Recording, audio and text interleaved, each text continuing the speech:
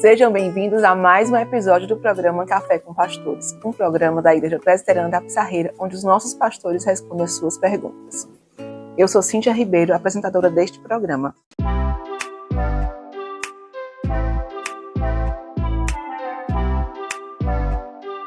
Hoje os nossos pastores, Marcos, Herardo e Alex, irão responder as suas perguntas.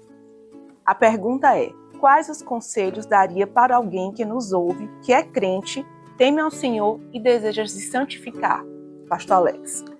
Olha, é importante, Cíntia, inicialmente que a gente faça uma consideração prévia. Por quê? Porque a santificação, ela é uma obra do Senhor nos crentes. Então, às vezes, a pessoa comum, quer se santificar, mas antes ela precisa ser regenerada. Então, esta conformação moral necessariamente não é santificação.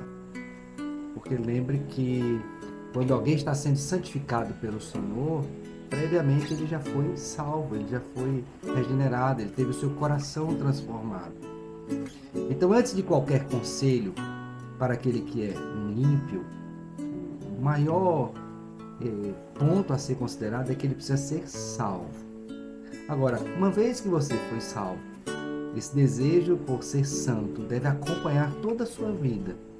Nesse sentido, portanto, conselhos bíblicos são dados e meios disponibilizados pelo Senhor a fim de que essa pessoa ela seja santificada. Que eu creio que aqui os irmãos hão de falar daqui por diante. Então, a primeira coisa é essa: se você já é salvo, esse desejo por ser santo acompanhará a sua vida. Se você não é, o conselho que damos é: busque ao Senhor, busque a salvação, clame ao Senhor, reconheça os pecados, se arrependa deles, e então você experimentará a salvação por obra e graça do Senhor. E aí o passo seguinte será necessariamente a santificação. Considerando esse aspecto já inicial da própria salvação como um pré-requisito para o desenvolvimento da santificação, do processo de santificação, a gente tem sempre que considerar que essa caminhada ela não pode ser trilhada se o cristão não leva em consideração, o crente não toma em si o entendimento de que nós precisamos fazer uso dos meios ordinários, meios de graça que Deus já estabeleceu. A oração, a palavra, a recepção dos sacramentos, todas essas coisas elas fazem parte desse processo de santificação, como o reverendo Márcio Rogério esclareceu em outra ocasião, desse processo de renovação da nossa imagem, da nossa natureza, à imagem do Senhor Jesus Cristo. Então, todos esses elementos eles fazem parte desse processo, fazendo com que nós de fato venhamos ser limpos, sermos transformados e assim nos afastarmos daquela sujidade que vem do pecado sobre nós. E nesse ponto que o reverendo Herardo mencionou sobre os recursos que o Senhor nos concede para a nossa santificação, eu me lembro agora de 2 Pedro 1,3, onde a palavra de Deus nos garante que tudo que nós precisamos para a vida e a piedade já nos foram concedidas pelo Senhor. Ou seja, não nos falta recurso da graça de Deus para a nossa santificação. Nós somos chamados para usufruir desses recursos, como bem mencionado. Um outro ponto que eu gostaria de observar em relação à nossa santificação, como um conselho, é algo que nós encontramos nas Escrituras como uma situação na qual Deus, pela sua soberana condução, se apropria ou se utiliza de todas as circunstâncias para revelar as áreas da nossa vida nas quais nós precisamos nos santificar.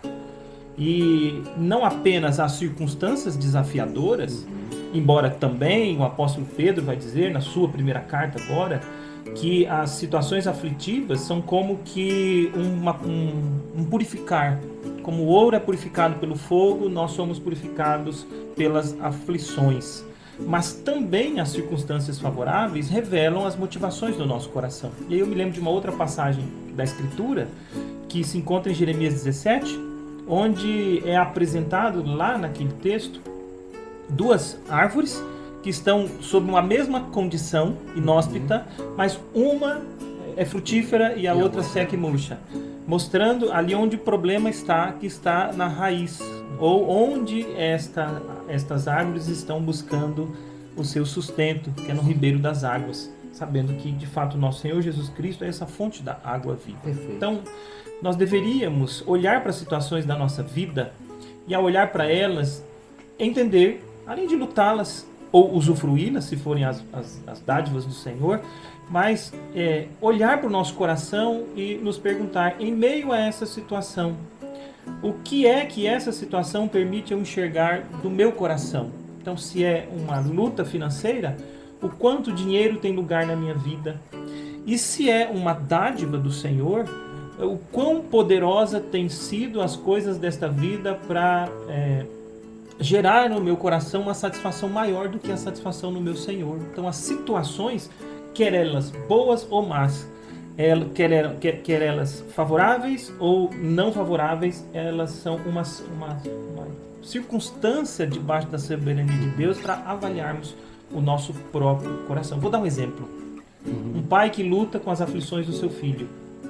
Ele pode, tendo o seu coração firmado em Deus, descansado na graça de Deus, ajudar o seu filho a triunfar sobre o pecado do seu filho. Mas um pai irado, um pai sem esperança, um pai sem dependência de Deus, pode revelar tudo isso no meio desse processo.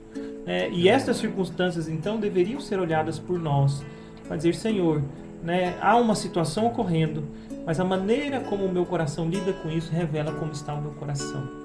E eu preciso, então, olhando para isso, usufruir deste recurso da soberania de Deus, que permite que no meio das circunstâncias eu conheça onde eu preciso me santificar mais. E em percebendo, buscar isso na graça dele. Perfeito. Então você tem aqui 3 conselhos importantes. O primeiro dele avalia a sua condição espiritual diante de Deus. Não há de se esperar a santificação de quem ainda não foi salvo. Segundo, considere o uso dos meios que o próprio Deus disponibilizou para esse processo de santificação acontecer, os meios de graça. E não despreze as circunstâncias, porque é em meio a essa direção providencial do Senhor, onde o nosso coração é revelado e tratado pelo Senhor, nos aproximando da imagem do nosso Senhor Jesus Cristo, nosso Redentor. Uma afirmação final que eu gostaria de fazer sobre isso, da minha parte, é que, embora a luta contra o pecado seja grande, há uma batalha sendo travada Com toda certeza. no nosso coração, a promessa da Escritura é muito clara em dizer que o Senhor triunfará.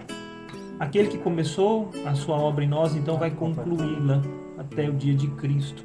Ele não nos deixará.